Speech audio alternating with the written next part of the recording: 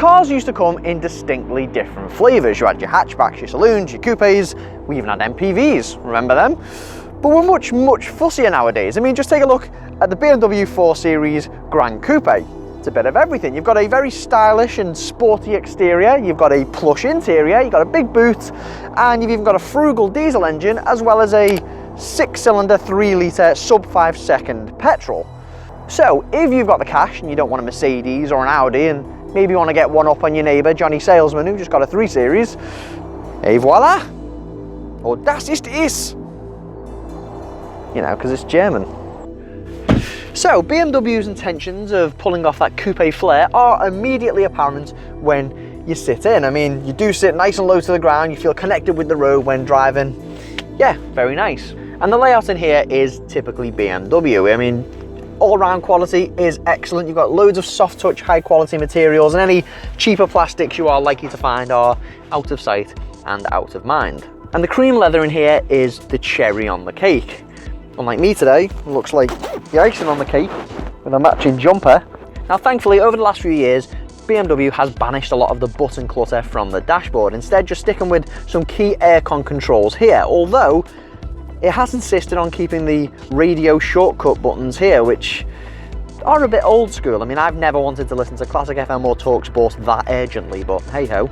But really, it's all about the 10.3-inch infotainment system in here, which is controlled via this rotary dial down here. Very simple to use, very slick controls. I mean, this screen is actually touchscreen as well, if you want to opt for that, but the rotary dial is excellent. Now, the thing I like about this system, it's got all the latest gadgets, all the latest doodads, but it's really, really simple to get your head around. I mean, you can understand what's going on and where everything is in about 2 minutes. And in my opinion, if it's taking you longer than 2 minutes to understand where the key features are, a car maker's doing something wrong.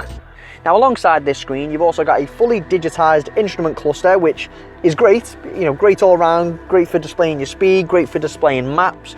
It is really good. The only qualm I have in terms of navigating these two screens are the slightly sunken buttons on the steering wheel. Now, it works down here, in my opinion, near the rotary dial, but on the steering wheel, I prefer something a bit more tactile, so I don't really have to look at what I'm pressing when on the road. I can just feel chunky buttons and know exactly what I'm doing, but that is a very small thing in the grand scheme of things. I mean, the infotainment system in here is great overall, and I think BMW are miles ahead of a lot of brands in terms of general user experience.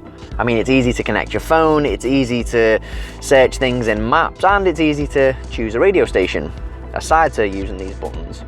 And little things like the distance graphic feature with the reversing camera just help add little extra levels of sophistication that make it feel ahead of the curve in terms of tech. And you know what? It's pretty practical in here as well. I mean, you've got deceptively practical door bins. You can fit a nice chunky bottle in there. You've got some storage down here with wireless phone charging and 2 cup holders. And you've got some pretty good underarm storage as well. So there is a 2-door coupe version of the 4 Series available. So obviously the Gran Coupe with 4 doors is more practical in general in terms of getting in and out of the back. But you will still find yourself grazing this wheel arch side of the door here. But thankfully BMW has put a bit of pad in there to make the experience less chafing, should we say. But anyway, you still have to duck your head a little bit when you get in. But once you are back here, it is very spacious overall. And again, that cream leather just helps elevate things a little bit and makes it lighter if nothing else. And yeah, there's a few nice luxuries. You get an armrest with 2 cup holders, always handy. You get your own aircon controls, and you also get 2 USB ports for charging. Very nice. I mean, yeah, overall headroom pretty good, unless you're about 6'2". Legroom overall is really good as well. Unless you're the middle passenger, then legroom is obstructed a little bit by this hump in the middle, and because the seat is slightly raised up, you will find you've got less headroom in the middle. But overall, pretty spacious, and it definitely feels more saloon than coupe. The boot manages to skirt a lot of coupe impracticalities as well. First off, you've got a hatchback opening, not a hinge-like letterbox thing that you get in some saloons and coupes. You've also got the parcel shelf, which is hidden up here, which I quite like. Now, space-wise, you've got up to 470 litres of storage, which is really impressive, and thankfully you've got a nice, square, usable space.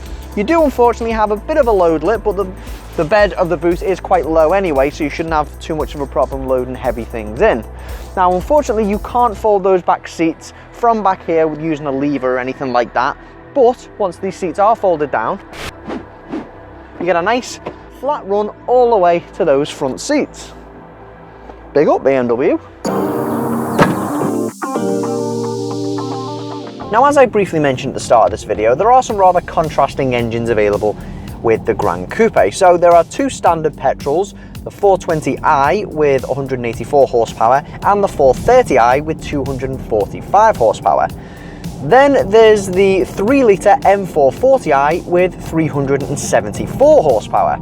Now, aside to the petrols, there's a 2-litre 420d diesel with 190 horsepower. Are you taking notes?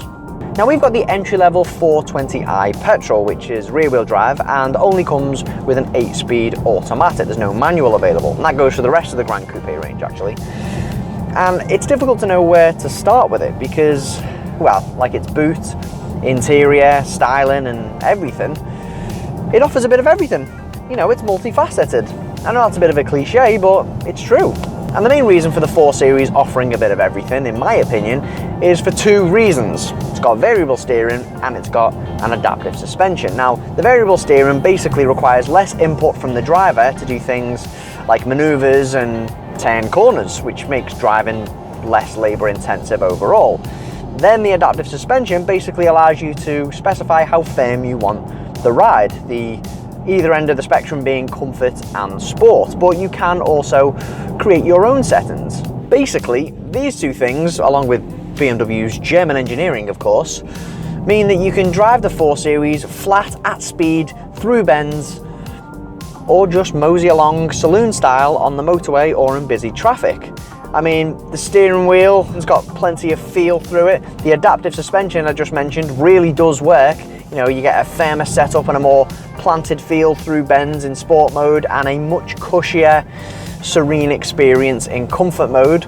The gearbox flicks up and down the gears very smoothly. And, you know, it feels nimble even though it is a big car. And the 420i petrol we've got, although it's the more basic engine, you know, it's a great all-round engine. You're not really going to feel the need for the extra meat of the 430i unless you're bouncing the revs all the time on country roads like this. Now, there are a few little things to note. I wasn't going to let it get off that easy. Now, I mean, the variable steering, for example, if you're not used to variable steering, you might find it a little bit intrusive at first because, you know, at a 3/4 turn when you're manoeuvring around car parks and taking tight bends, it does noticeably quicken up a little bit, but you do get used to that. Another thing, I mentioned you do sit lower. It does feel a little bit like a coupe at times. It can be a bit difficult to judge where that front left wheel is, especially when it comes to manoeuvring near high curves. But again, you do get used to that quite quickly.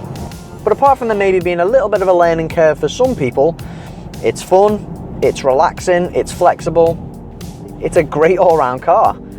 And if you are going for this 420i petrol and you're a company car driver, you're going to be looking at a 34% BAK tax bracket for 2021 and 2022. And I reckon, overall, on average, you should be able to get around 40 to 45 miles per gallon pretty comfortably.